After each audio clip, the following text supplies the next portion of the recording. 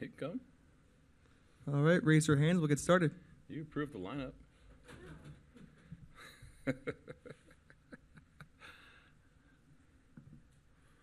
Mullet's awesome. I'm assuming when you decided to hit Vladdy third, you weren't thinking that he was going to be on deck when the game finished? Of course he was. I give credit to Gunner with that. He said hit Vlad third, Addy two. Kidding.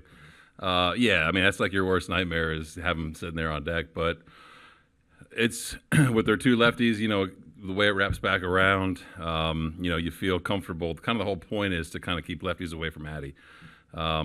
Huge swing from him, huge swing from Bo, both with 2 strikes. Love the way they went about it, man. We hit some balls hard all night, and they played really good defense in the outfield.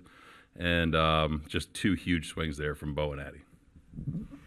John, not to delve too deeply into sample size, or maybe to delve too deep into it, but if you look at Vladdy's career numbers, 2 versus 3, so it's 150 OPS points difference. Like, anything do you read into that? There's something to it, probably. You know, there's something to be said about guys being comfortable, right? And everything kind of has to, you know, work out for you to feel comfortable doing it, right? It's you look in the 8th inning and Vlad's, you know, 4 hitters away with Will up, and you know, I think the trust in Barge right now is pretty damn high against righties. So you want guys to be comfortable, and today it worked out for both parties, both Vlad and Addy. You alluded to it before, but does going righty, lefty, righty maybe supersede some of the, you know, the potential for leaving Vlad in the on-deck circle there?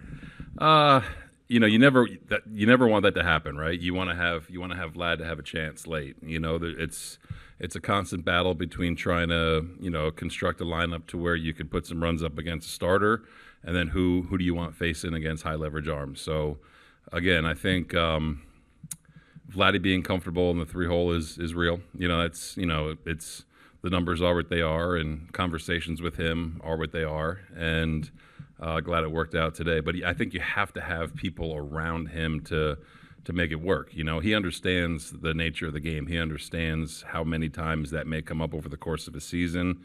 And, you know, I'll take Addy against a righty for sure. John, we've spoken about the Blue Jays winning games with the bottom of the lineup contributing, but how important is it to see the top of your lineup get going? Yeah, that was huge. You know, I feel like we've talked a lot about the bottom getting on. It seems like Bo's driven them in quite a bit at the top, but to have those guys come through, you know, Vlad with the double and the homer, and then Bo coming up, that's you know, Bo makes it look easy sometimes. You know, it's a really good pitcher, and he can hit, man. Bo can hit, and just it's nice to have those guys do their part. You know what I mean? You look back over the season so far, and you can say that, you know, guys are doing their part for sure. But if you get the top of the order rolling, I think we're pretty dangerous.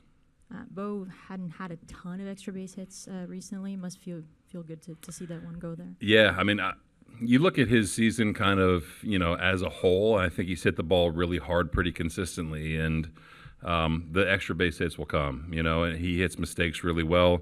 The 2-strike approach there, you know, no stride against a right-on-right split. Again, he hit the homer in Texas, right-on-right change.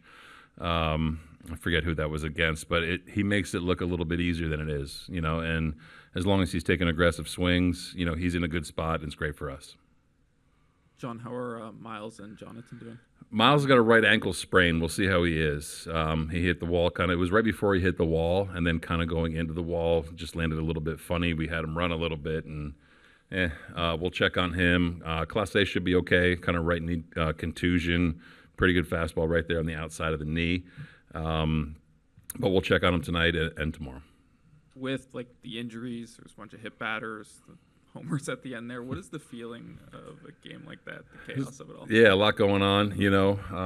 Didn't really have Will Robertson playing center on my bingo card. You know, he can do it, and talked to him a little bit out there when I was talking to Miles. You know, I think with games like this, you look up and it's not a perfect world, not perfect, you know, matchups and, you know, guys in position that you want and stuff like that. But I give the guys so much credit for just going out and competing and The swings in the ninth were huge. Hoff's inning was huge. Even the pickoff, give credit to DeMarlo for looking at Perdomo creeping a little bit. But yeah, that was a weird game. Definitely not trying to, either side's not trying to hit guys. I think they were with 2 strikes. But yeah, it's kind of a weird game, and we took some good swings at the end. What did you make of Naylor? I know he's former teammates with Miles, but coming out all the way to center there. First time I'd seen it. He was, apologetic to Miles. They played together, so we didn't really say much. He was just saying, "Hey, man, hope you're okay," basically, which pretty cool. You never really see an opposing runner go the way out to center. Canadians have nice manners. Just on the lines of how bizarre it was, do you think you've ever managed a game at any level where you had 4 different center fielders? Don't think so. No, I'm thinking back. We kind of talked about it jokingly. No, I don't think so. It's cool that we have guys that can be a little bit versatile and bounce around a little bit. With George DHing, you kind of, when guys get hit, you're like, all right, who's going where? But I think the guys did a good job to kind of respond, and I think it's cool that we do that with our guys in the minor leagues where they can kind of do that in a pinch. Did you ever get close to sending George out there? Not, you had Allen. Allen's still battling, running into the wall in Philly with his knee. So, at that point, no. If we went extras, maybe if something weird happened, only guy left on the bench was Heine. If he had a run for Kirky or something in the 10th or 11th, whatever it came to, then, yeah, we were looking at maybe Georgie going out there if the situation occurred and one of our pitchers would have had a hit.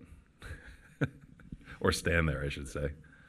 John, if you needed a center fielder for tomorrow, is there a scenario that Nate could skip the rehab assignment and just be activated here? I don't know. We'll see. I definitely want to make sure he's okay.